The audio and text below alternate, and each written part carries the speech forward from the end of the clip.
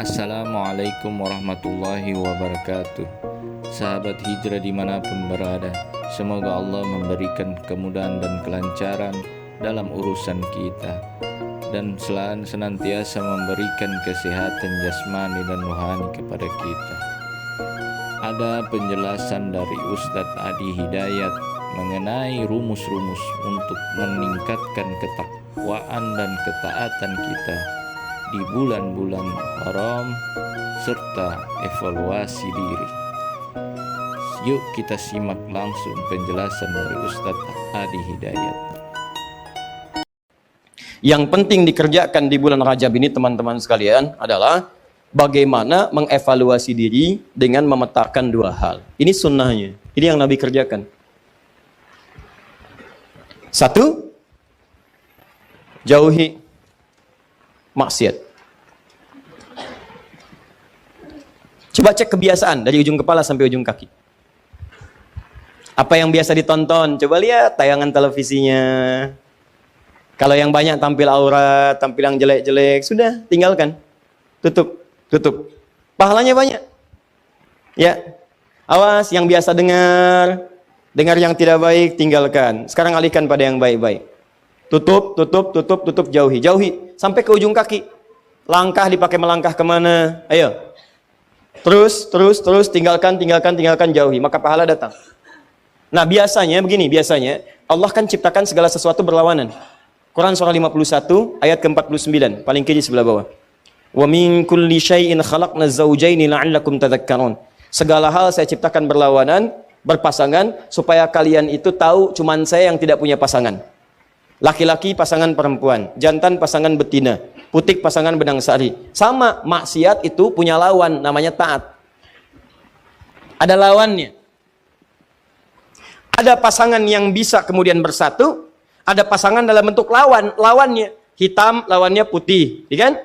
Nah, ini nggak bisa bersatu dua-duanya. Awas, hati-hati. Taat lawannya maksiat.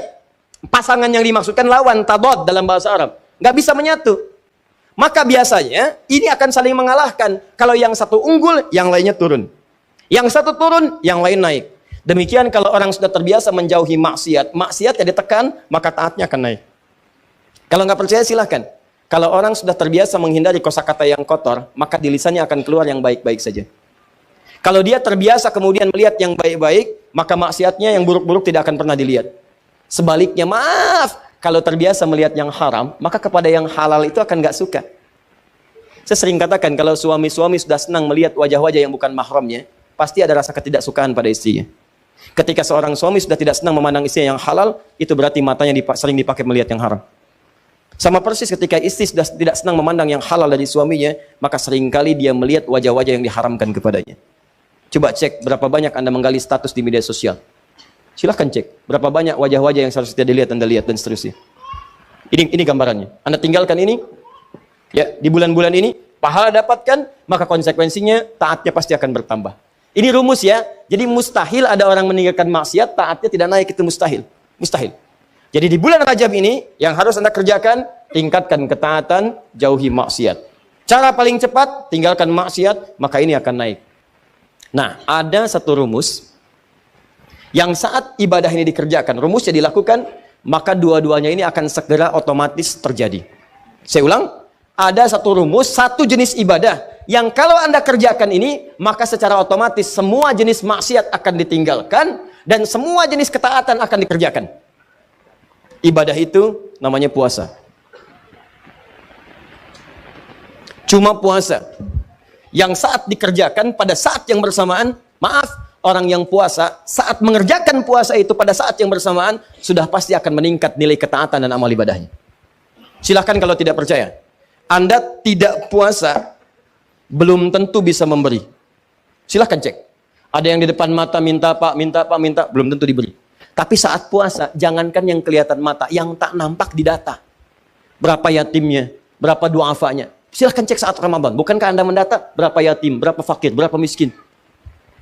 Anda kalau tidak sedang puasa, belum tentu baca Al-Quran. Tapi saat puasa, itu bisa buka dalam setiap kesempatan. Buka Al-Quran, baca. Anda kalau tidak sedang puasa, jangankan sholat sunnah, sholat fardu terlambat biasa. Tapi kalau sedang puasa, jangankan yang fardu, yang sunnah Anda kerjakan. Di puasa itu, pada saat yang bersamaan ketika dikerjakan, pasti bisa meningkatkan amal soleh. Saat bersamaan, orang puasa pasti meninggalkan maksiat. Nggak ada orang puasa sengaja mengerjakan maksiat, nggak ada. Dan dia akan jaga. Silahkan cek. Lisan mau berdusta, dipancing-pancing, nggak mau. Ya, lihat. Mau marah, ditahan. Kenapa? Takut batal puasanya. Itu latihannya. Maghrib jam berapa sekarang? 18, 17, 18, 18, 18, 20 ya. Kita ambillah pertengahan 18, 18, 18. Jam 6 lewat 18. Maghrib jam 18, 18. Ada orang mencela Anda habis-habisan jam 18 lewat 15. Tinggal 3 menit lagi maghrib. Wah, Anda diprovokasi. Dasar begini, dihina habis-habisan Anda. Dihina habis-habisan. Tapi Anda nggak membalas. Padahal biasanya temperamen. Ditanya, kenapa nggak balas? Nanti habis buka. Habis buka. Takut batal puasa.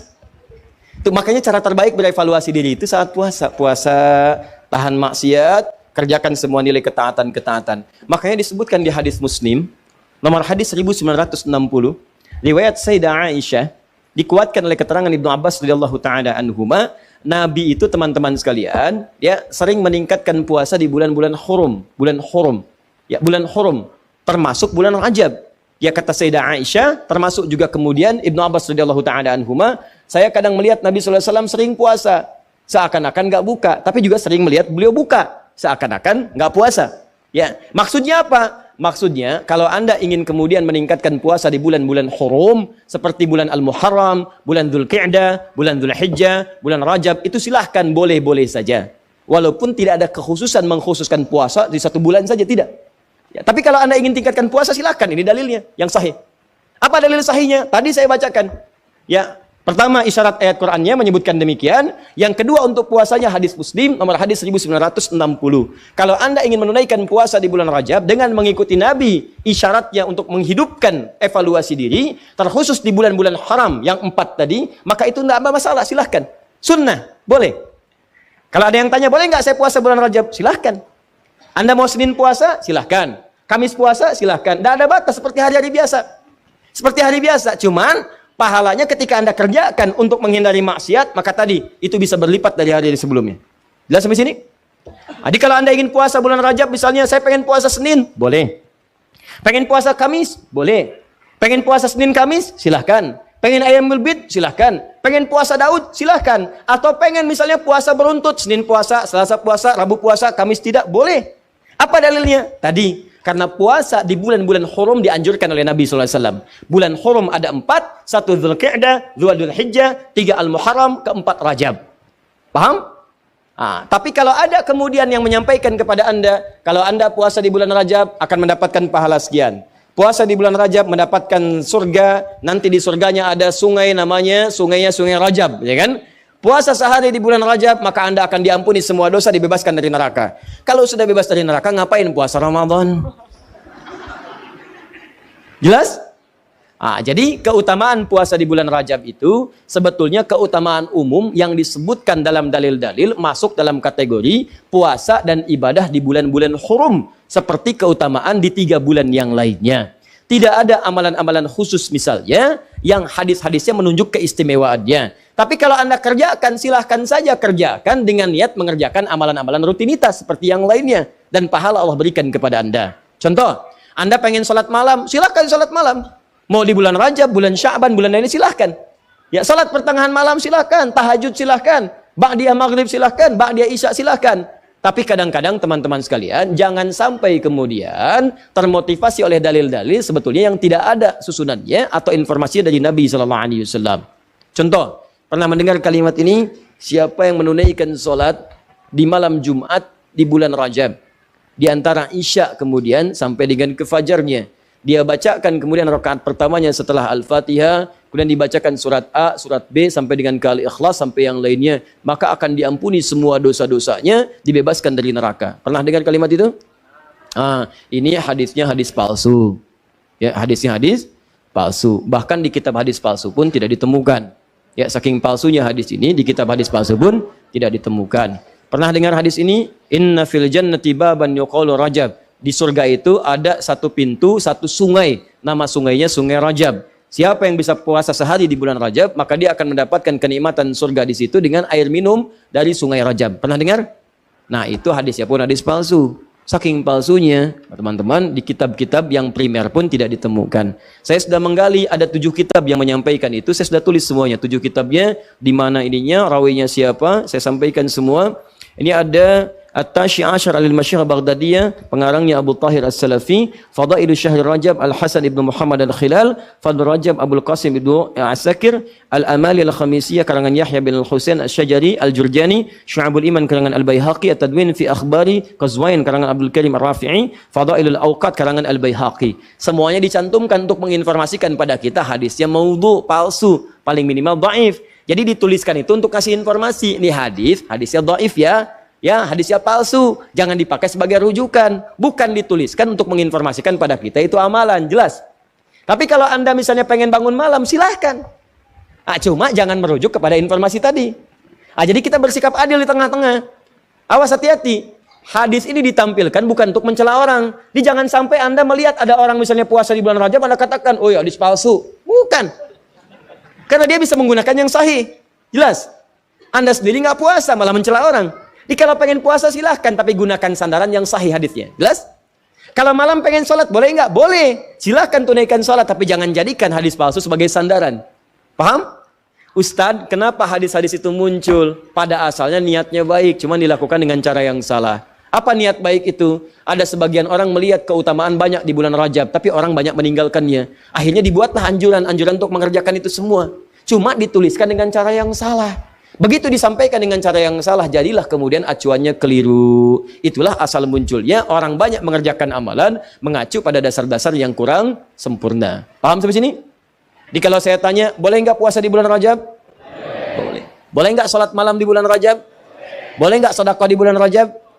Boleh nggak mengkhususkan saya puasa sehari di bulan Rajab dapat surga? Boleh?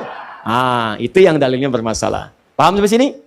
Jadi itulah asal muasalnya, runtutan ayatnya sudah ada jelas, hadisnya sudah ada, yang palsu sudah ada, yang sahih juga ada, yang sahih dijadikan acuan, yang kemudian dhaif atau palsu kita tinggalkan. Sepakat? Baik sahabat hijrah yang dirahmati Allah, berikut tadi telah kita dengarkan penjelasan dari Ustadz Adi Hidayat. Semoga kita mendapatkan ilmu yang berkah, ilmu yang bermanfaat. Kurang dan lebih saya mohon maaf. Jangan lupa like, comment, share, dan subscribe. Syukron. Wassalamualaikum.